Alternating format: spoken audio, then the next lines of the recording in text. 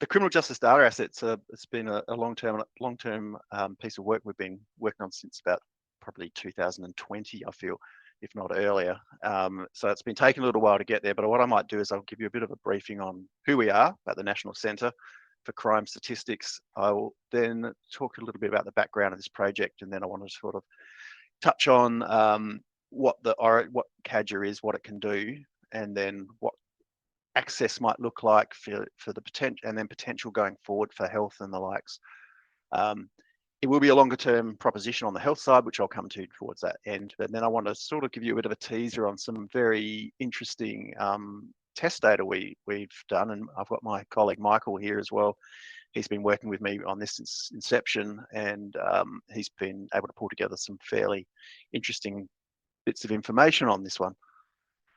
So I might just quickly give you a brief overview of who we are. So sort of touching on what Lindsay said. So the National Centre for Crime and Justice Statistics I look after has probably three core strings to it.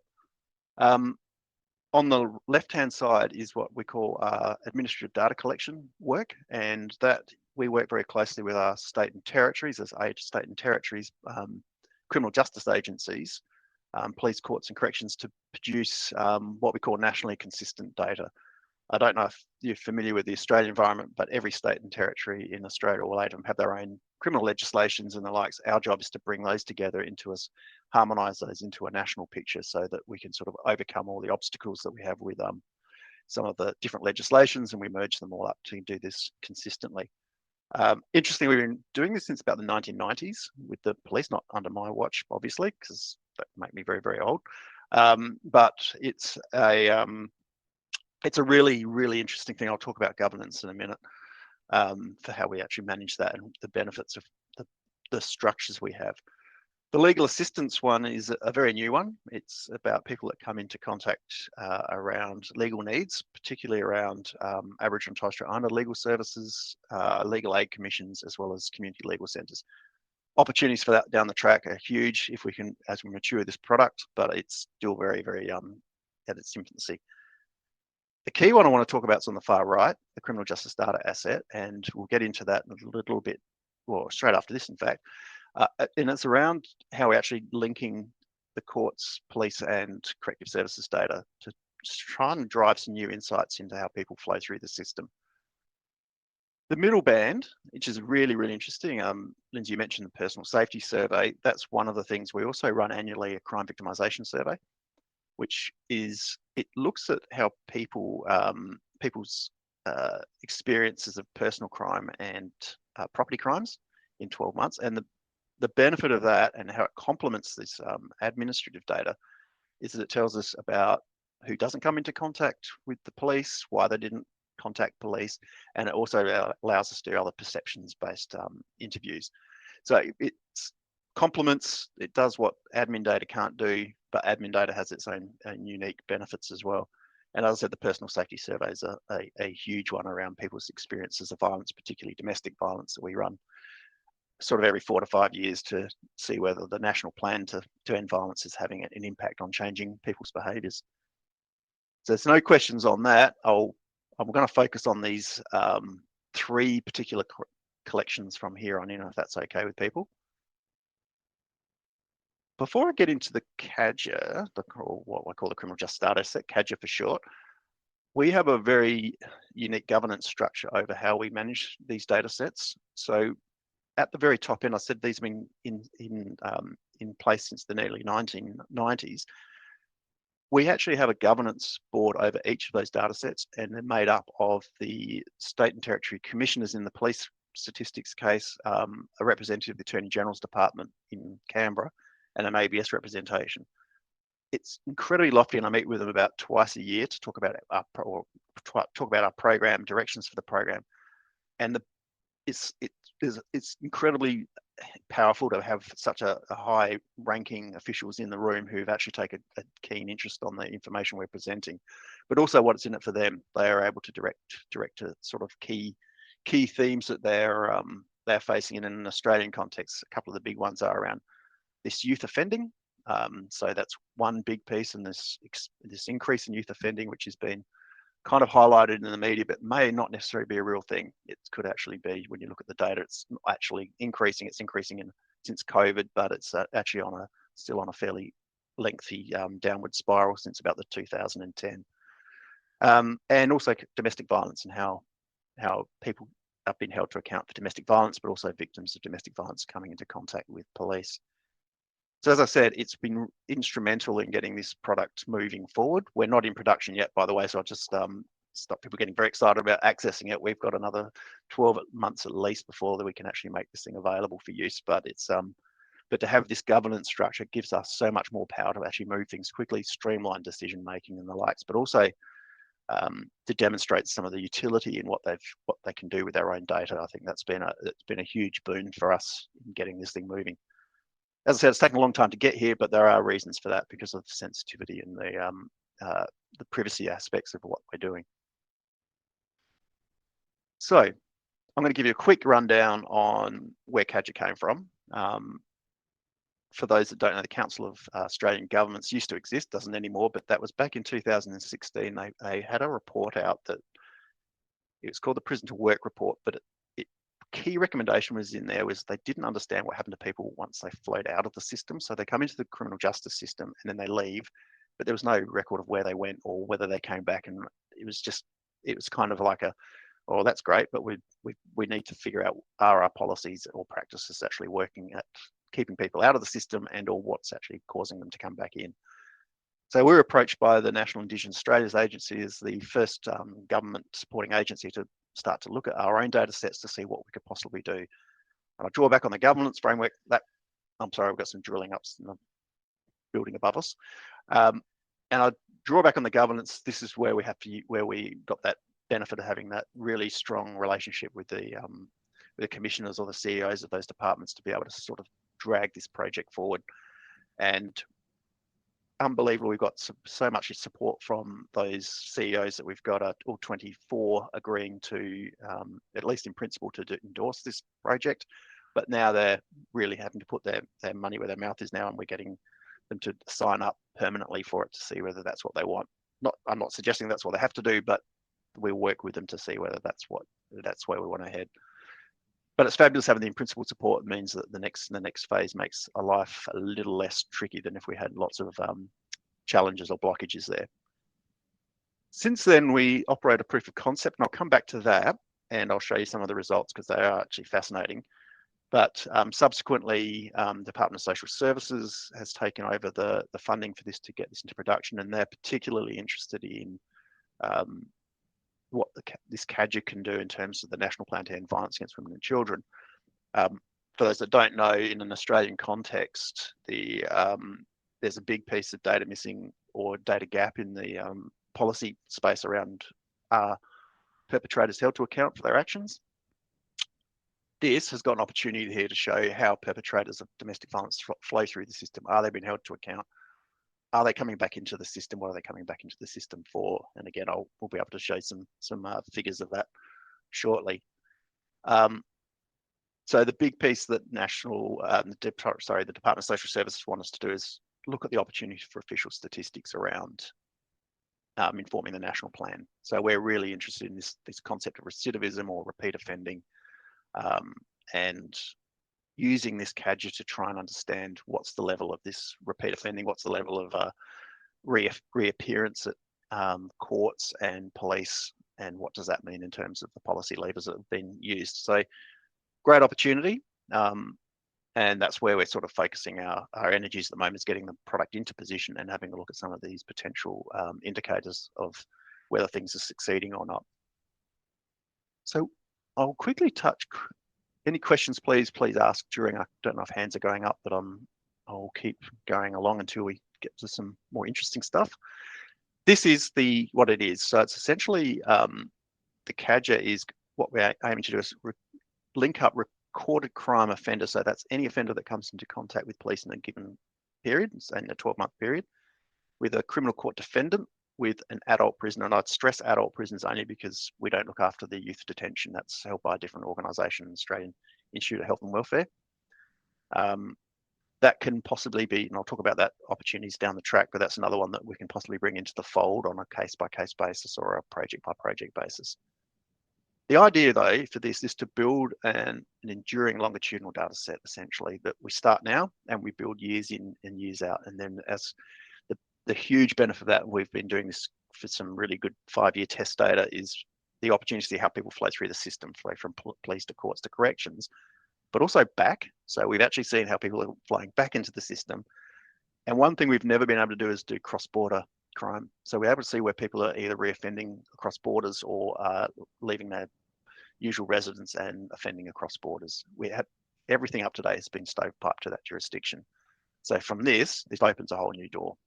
And from an Australian perspective, there's a few large areas on border lines, like Victoria and South Australia, Victoria and New South Wales, and New South Wales and Queensland.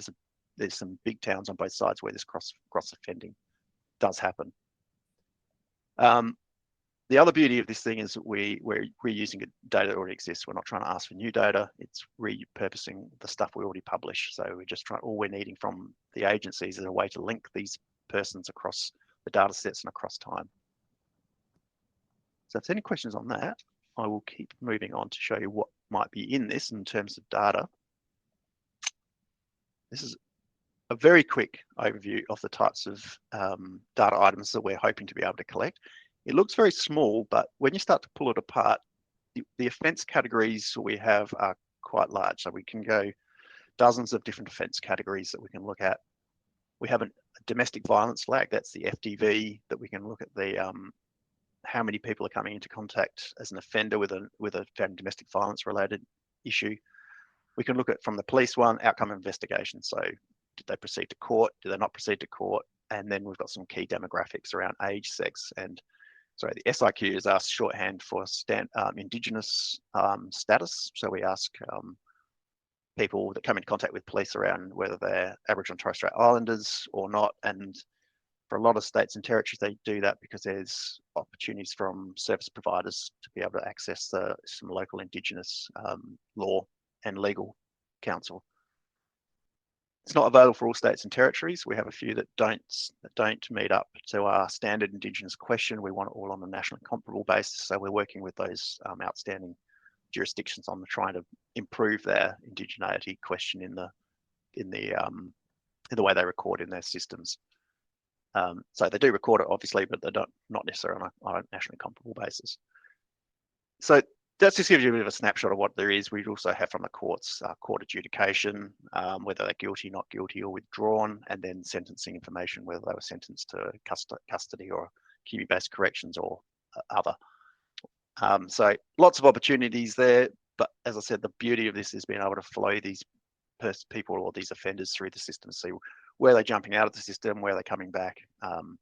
They're sort of going from a domestic violence case into criminal courts. Are they getting adjudicated as guilty, not guilty, or withdrawn? And then what happens after that? Are they coming back into the system? So that's it on terms of what it is. In terms of how access comes, and this is, I'm sorry about this one, it's probably a little bit boring, but this is about if you're wanting to access this CADGER in production. There is a bit of a process we undertake, and I won't sugarcoat it. It does take a bit of time to actually get a proposal up and through the system. So in the first instance, you do need to lodge what we call a business proposal or a project proposal, what you're aiming to do, what's the outcomes you're hoping to get, and that will then get vetted up the line. So we have a lot of review processes internally from the Australian Bureau of Statistics. We have what we call a 5 safes model. So we take any project and we assess it based on, is it a safe user? Is it a safe project proposal? And by that, we're sort of looking at, are you disadvantaging or are you targeting any particular cohorts or demographic groups that could disadvantage them in the long term? And we also have a board from the police, courts and corrections that will do a check from their own perspective. And that's a necessary step in that review process to make sure that they have comfort in how their data's been used and accessed and output. So looks like it's a very high level group, but it does provide some safety and some safety levers in there to make sure the data's appropriately used going forward. Again, gain relevant approvals, they will have to go to all data custodians at the end of the day to make sure that whatever we're doing with their data, it's looked after. And if they're not comfortable with it, then they have rights to say, no, they're not going to support the project. And I won't go through the next one. It's just linking the data. That sounds very simple. And then we give access to the users into a secure environment at the ABS. But what you're probably interested in the output side of things, when the data is ready to be released from the ABS environment, we look at it very, very carefully. We have to make sure that the outputs you're taking out match the business proposal in the first instance. So if you decide that you've taken change of tack, but you haven't actually changed your business proposal, then we'll stop those data being released. And we'll have to go back and make sure that everyone's comfortable with the new change in direction. And we also look for confidentiality and privacy issues around that as well. So we've got to make sure that we don't release unintentionally information about, or at all, any information about an individual or individuals that could disadvantage them through, and we've got that through our very strong legislation that the ABS holds. Give you a quick rundown of where we're at. How am I doing for time, Lindsay? Yeah, you did great. 22. No need to rush. Okay. Oh, you got this. Brilliant. So what we've undertaken is a privacy impact assessment that's now published up on the website. That's really just us getting social license for what we're doing.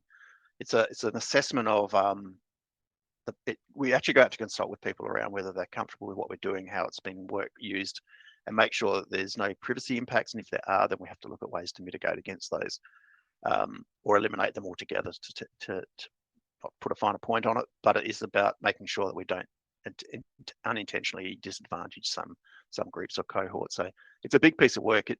From just to get this thing done, I think, Mike, it took us over a year to get this privacy impact assessment finalised and in place. It was a huge undertaking, but a necessary undertaking to make sure that we've covered off all the concerns. We're now at a really cool stage where we're trying to get this data sharing agreements up with the states and territory justice agencies. We've had what that is, it's purely about getting their permission to build the asset. It's not about the use that comes down later, but it's to get this asset in place, to join it up, have it ready, and then start to look at, okay, now are we comfortable putting this in production?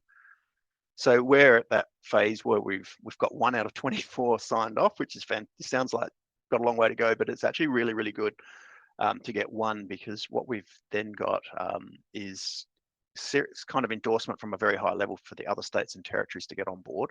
They need to obviously look at this data sharing from their own legislative perspectives, but to have one comfortable, then we've got something to work with, and we're going to work by sector by sector. So we started with corrective services, we're going to move to police, and then finish with criminal courts as the last piece. The other bit of work we're doing at the moment is finalising this mechanism for the production. That's kind of refining the governance processes as well as the project approval process. So I gave you a rough view of what the approval process looks like, but there's still work for us to do to understand, well, what is our role in that? What is the role of other parts of the organisation? To sort of get that down, because we want to try and make it as streamlined and painless as possible, notwithstanding it will take time still to get through. Timelines we're aiming for the 30th of June next year.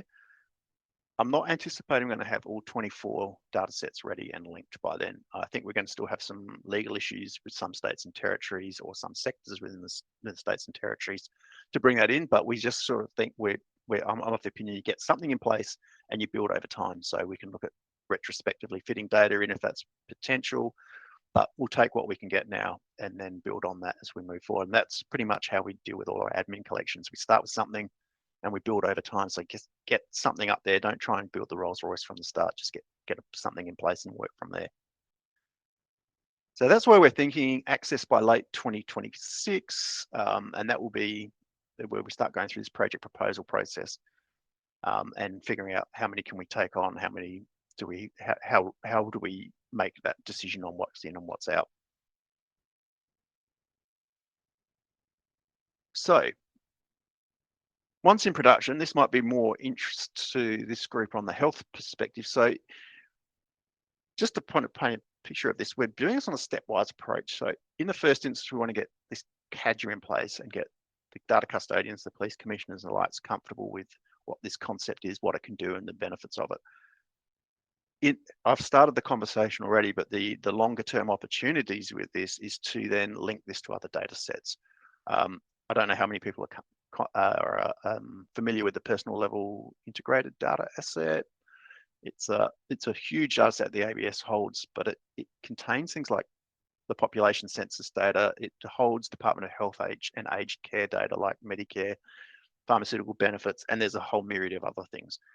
The opportunities for this CADGER in the fullness of time is to bring that in is going to be immense. It's going to provide so much information around risk factors associated with reoffending and all those sorts of things, and being able to understand, well, how people moving through the system, what's the opportunity cost of reoffending and those sorts of things, by bringing in all these other variables around income, educational attainment, homelessness, those sorts of things. So from a health perspective, there's going to be huge benefits there, and we know from some of our prisoner health surveys that there's mental health in the system is quite high, or it's extremely high, and this will help sort of paint that picture as well from an admin perspective.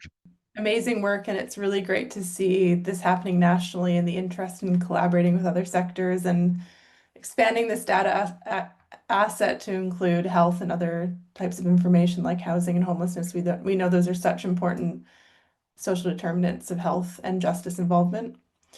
And I think it's interesting too, the information that you've provided at the end there around return to custody and how much we have to add as well from considering the roles of other sectors and how things like health, for example, can play into that, and the overlapping interests of different sectors and how to solve that problem and working together and where those interests overlay. And also very timely. I don't know if anybody saw today, there was a conversation article that came out around crime in Melbourne and questioning, is Melbourne the crime capital of Australia?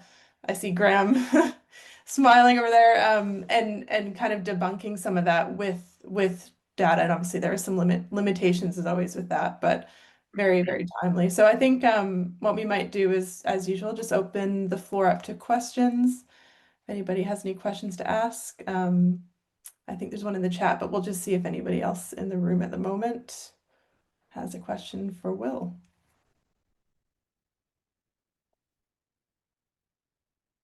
Okay, well, maybe we'll start with the one in the chat, Will. So it's from Michael Trude.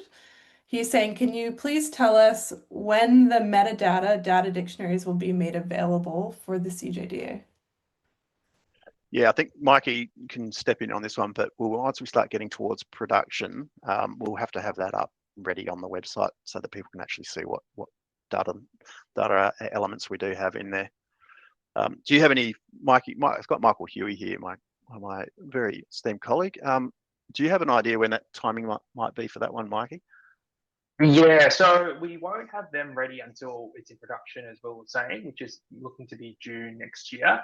That's because we're still arranging or trying to determine the types of data items we can have into the CADGER.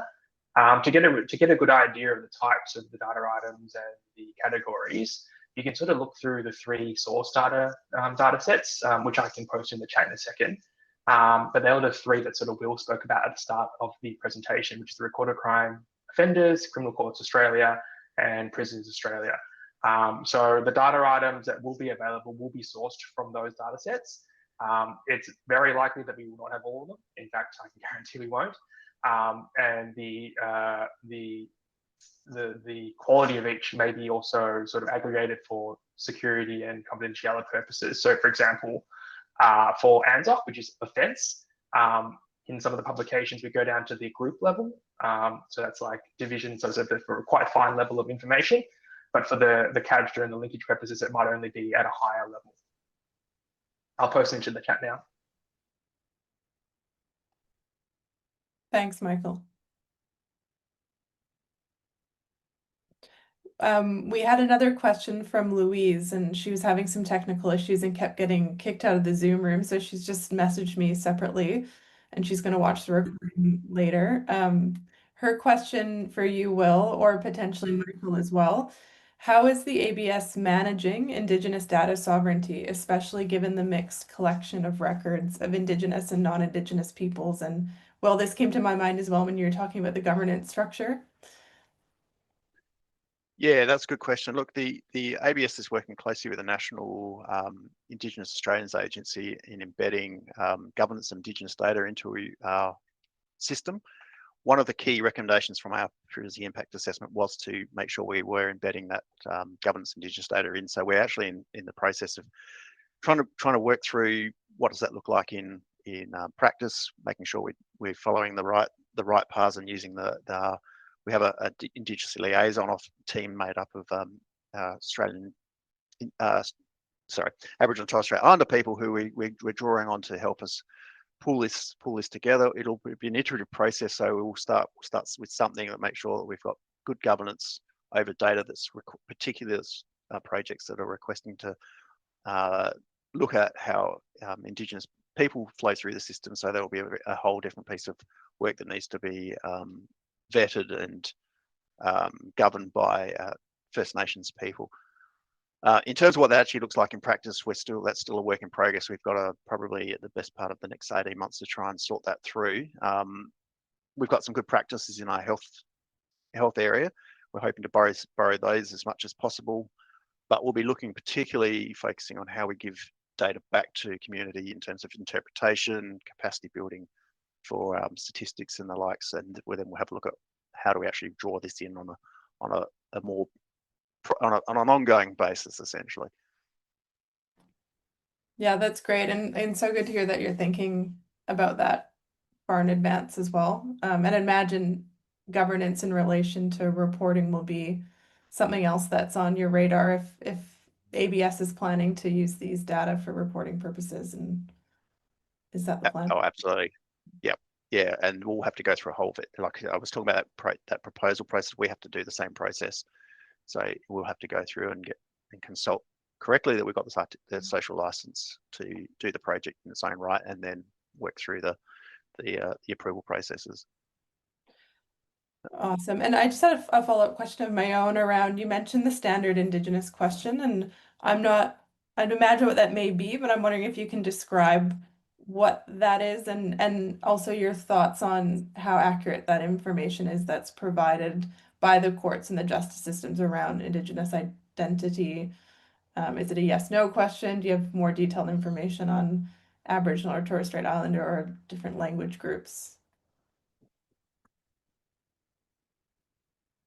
So what we don't actually administer, we just say, here's a prototype that we suggest that any agency uses, whether it's criminal or otherwise. What it does, it asks you, are you Aboriginal? Are you Aboriginal Torres Strait Islander? Are you Torres Strait Islander or unknown or not or no, I should say. And it's a self-identification flag essentially. So they don't suggest that they'll make that call for you. You have to say that that's my status. So it can change over time. I think we've noticed in some data sets where people might say they are in one data set, but they won't say in the other data set. And that this is where we're going to be. This is going to be an interesting piece for the CADGA going forward, particularly when you're going through different data sets of the different sectors of the criminal justice system, but also over time. So we're part of this governance. We want to work closely with community to understand, well, what's an acceptable way of this Indigenous identifier. We don't want to be saying that we're going to make a decision on whether you're Indigenous or not. We need to get a comfortable way of saying, okay, is it majority of cases you've said you're Indigenous versus not? If it's a one-off, then we'll probably ignore that. So we've just got to come through a comfortable way forward. And we don't know what the result will be for that. Other agencies are doing it themselves. It's different depending on where you look. But yes, as I said, it's an interesting area, and I feel very uncomfortable imputing indigeneity to anyone without an agreed process. Mm-hmm. I think it's tricky as well. We see that a lot in the health space, and there's been a few really useful papers published on validating the administrative data on Indigenous identification and using multiple data sets and how that impacts conclusions on health outcomes and experiences. It looks like, Emma, you had a question in the chat. I'm not sure if you're able to unmute and ask your question. If not, I'm happy to read it out. I'll take a silence from you as confirmation that you want me to read your question. Oh, no, I think Sorry to put you on the spot. No, thanks, Will. That was really insightful. Thank you for that presentation. No, I was just wondering because when you did mention that, with the governance group, but I'm assuming that that is part of your governance kind of structure, to really include, like, for the governance, the Indigenous governance group to be part of that, defining and interpreting recidivism data Yeah, in. look, I think Okay. definitely we need to understand what does it mean. I mean, there is no national or international definition of recidivism. It can be so many things to so many different people. That's So we right. need to understand, well, what are we talking about here? What's the right language? What's the right concept? And we'll be consulting widely on that one too. So yes, we'll be using governance forums, but also looking at consulting beyond that as well to get impressions. So we use particularly in this work, we use the Aboriginal and Torres Strait Islander legal services a lot. The NATSLs or the ATSLs, depending on which state we're going to be looking to. So we'll be definitely discussing these sorts of aspects with them. Beautiful. And Thank you. taking license as well. They may say, no, you really got to consult over here as well. So that's the beauty of having these mechanisms. Cool. Thanks, Will. And Thea, you go ahead. Thanks. Oh, hi there, Will. Thanks for all of that. I'm just wondering, what would it take to be able to link in youth data? Link in youth data? Mm-hmm. Not a great deal. Look, Mike and I have met with the youth justice people on and off during this development phase of this project. They're really keen to be involved, but they want to be to the side of this at this stage of the game. But if a project gets proposed where there's an imperative there from a policy perspective to bring youth justice in, then they're comfortable that it comes in. But we have to go through the motions of we probably need another privacy impact assessment on that one, which they would have to run. But it's that's what we're looking at down the track. And it may be over time that people are that comfortable to have the youth justice in there permanently, but at this stage, I agree with them. Let's keep it separate and do it carefully and manage it carefully. Thanks. Graham, I see you've got a few questions in the chat. Would you like to unmute, or we can refer to the chat too? Looks like I'm happy to unmute. Sorry about that. It takes me a little while to actually get to the right button. Yeah, just a couple of questions. And thanks, Will, for the presentation. Actually, excellent. My name's Graham Crack. I work for Queensland Health. The interesting bit for me is I'm interested about the frequency, the currency of the data. Just in terms of one of the challenges we often have is terms of how soon the data is actually available to actually inform policy development, because often we're reliant on, sometimes a little bit old data and how current actually it is in terms of the current situation. So could you talk a little bit about how frequent the data is? And my second question actually relates to stigmatization and the risk of stigmatization in terms of how the data is presented. And I recall you talking about presented to a panel and a discussion about how that is. I'm really interested about how it is actually presented, mainly because there will be vested interests in terms of how it's presented. So, for example, police will have a particular view in terms of how it might actually be presented. I think corrections may also have a particular view in terms of how it's presented. So just interested if you could talk a little bit more about that. I'll get back to the first one around the timing. Firstly, the collections we're basing this off are collected annually.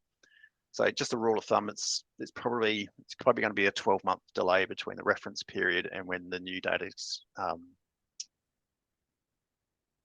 Keep dropping. So yeah, think about it as a 12-month reference period. So it's probably from real time. It's definitely not, but from a policy research perspective, it still has pretty good currency. We feel from being 12 months, so you can start to see patterns emerging, trends emerging as well through that one. In terms of the presentation of the data, that's two things. Firstly, from an ABS perspective, we'll be very careful about how we do that. Particularly, if I give you an example around indigeneity, I've been in this sort of game for a while now, and it became very obvious when I started that us comparing non-Indigenous with Indigenous, it wasn't helpful. It wasn't instructive. There's definitely a gap there. So why are we sort of putting these together and making people draw those conclusions really quickly? And sort of that's where the media would focus because of the large disparity every time. So we've moving it to separate chapters and not talking about comparisons with not an Indigenous or the total population, talking about have things moved in the right direction, are things changing, changing that narrative around from a deficit reporting to more of a strength-based reporting. It's not necessarily perfect, and I'm happy to take feedback as well on that one from any quarters we go forward. In terms of who accesses the CADGET, that's in how people present the data. It's a really interesting one. I'm not sure the ABS has a great deal to say about what they do with their data once it's removed. So we have to check it to make sure it meets the needs of the potential question that was asked in the first instance. And then it might be a case of making sure it's confidential. But in the process of getting approvals for this thing, there may be conditions put on by, say First Nations people around, or community-based groups, to say, okay, if you put this data out, we need these conditions in place before we'd be even comfortable you have that. So in terms of what they take out, we can still put those conditions on to make sure we don't inadvertently put a deficit narrative into the public domain on their part. And again, it's not our data at the end of the day that's published, but it's there may be huge sensitivities, as you point out, to make sure we don't inadvertently help that cause. Does that answer your question? Yes, no, thank you very much, Will. Appreciate it. Thank you. George, you've got your hand up, so you can go ahead, and then I think Tom has a question after you. Thank you. Thanks, Will. I work with people with acquired neurological conditions, and one of the things that we know mostly anecdotally, there's some data to back it up, is around the recurrence of people entering the justice system who have an acquired brain injury. And I'm wondering whether what you mentioned about being able to link with the Department of Health, whether that is an opportunity to maybe get some more robust data, and I'm understanding that the way that it could be used to say, we have information from the Department of Health around the people that have, for example, an acquired brain injury or have presented to hospital with head trauma, and compare that with people who are entering the justice system or re-entering the justice system at a high frequency. Is that a potential possibility? Yeah, absolutely. So if you do have the data set that you're particularly interested in, that cohort, there will be opportunities with approvals, obviously, to bring that data set into the mix and be able to have a look at that particular cohort and filter it through. So this is the beauty of it, is, as I said, if you can get the approvals and the lights, the opportunities start to get wider and wider. So you've got a particular burning question, you've got the data set, then we can look at accommodating that as well to your needs. We had a lot of that at the beginning of this project as well. It's particularly around community development programs. Really interested to see what happened to people post the community development program access, which I think ran for 6 months at the time, to see what happens beyond that. Are they out of the system? Does it work to keep them out, or what comes back? So that's a sort of a supplementary data set that we could feasibly look at with the right approvals. Thank you.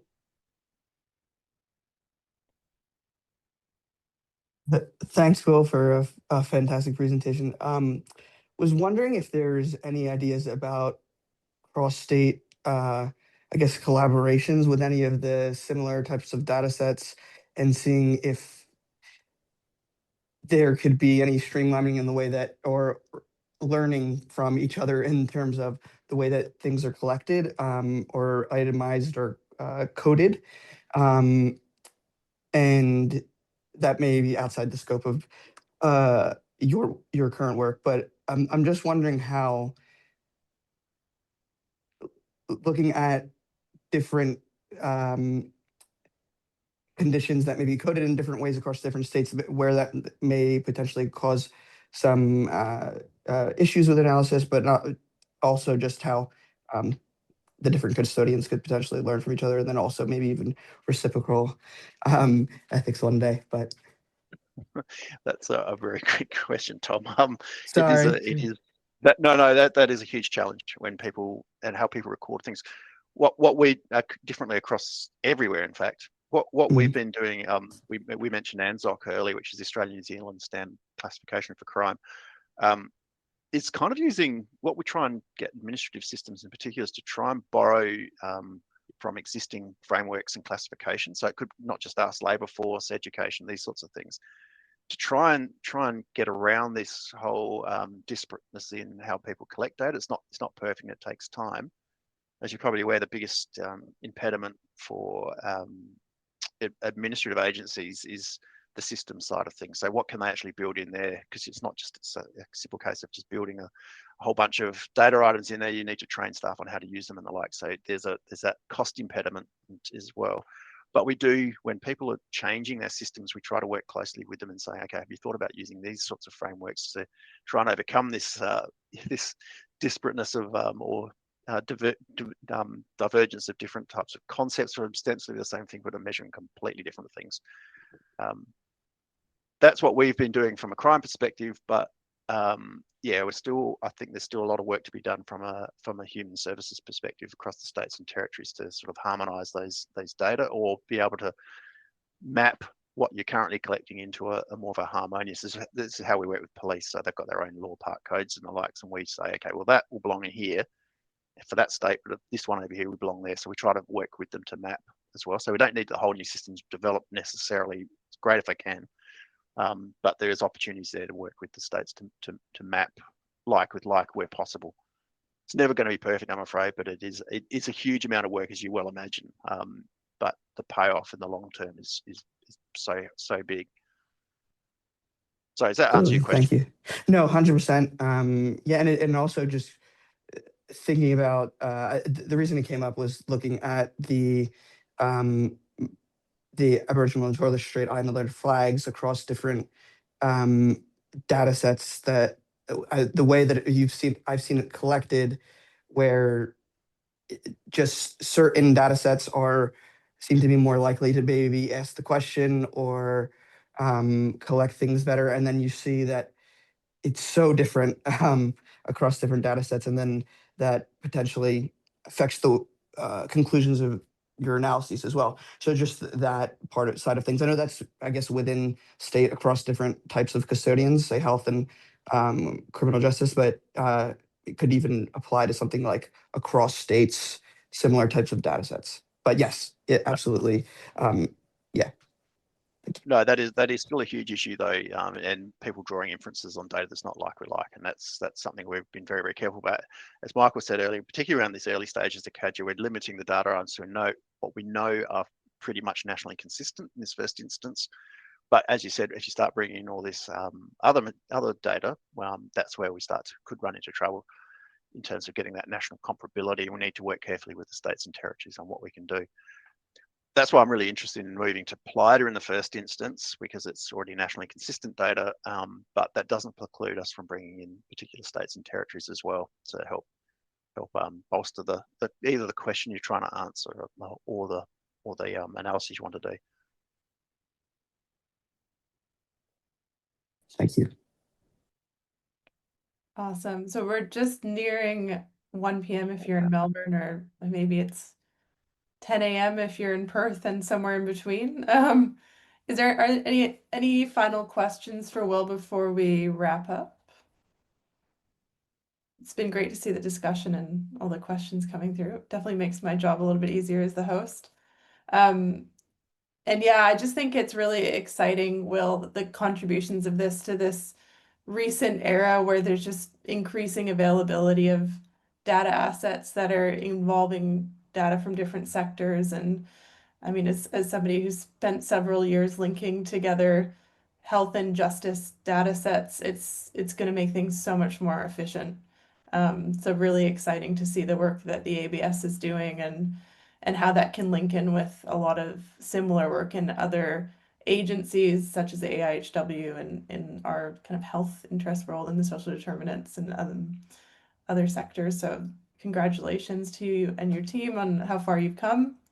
I just got a final question, which is how can we all be kept in the loop on the CJDA progress, any future reporting, and how we can access the data when the time comes?